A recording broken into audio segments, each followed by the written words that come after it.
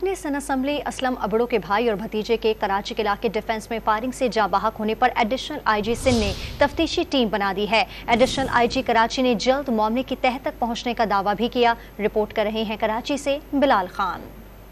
कराची के इलाके defence phase 7 में फायरिंग से जाँ बहक होने वाले बाप बेटा अकरम अबड़ो और शहरियार अबड़ो PTI के रुकने सिंध असम्बली असलम अबड़ो के भाई और भतीजे थे। फायरिंग से 2 अफराद जख्मी भी हुए जिन्हें जिना अस्पताल में तिब्बी इमदाद दी जा रही है। एडिशनल IG कराची जावेद आलम ओढो के मुताबिक वाकया टारगेट किलिंग लगता है। जल्द कातिल कानून की गिरफ्त में होंगे।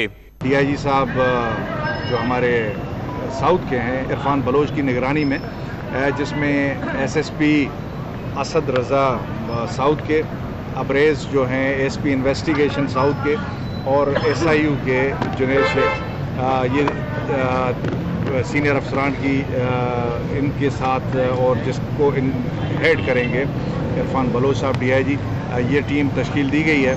जो असल कल्प्रिट्स हैं न सिर्फ वो ट्रेस होंगे बल्कि इंशाल्लाह उनको गिरफ्तारी भी अमल में लाएगी।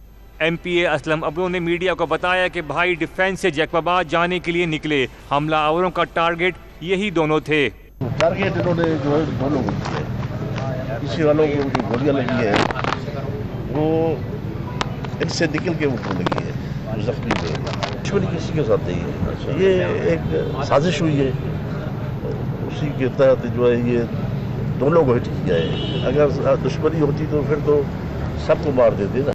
जाए वक़ुआ पर SSP साउथ असद रज़ा ने बताया कि वीगो गाड़ी को दोनों अतराफ से फायरिंग का निशाना बनाया गया।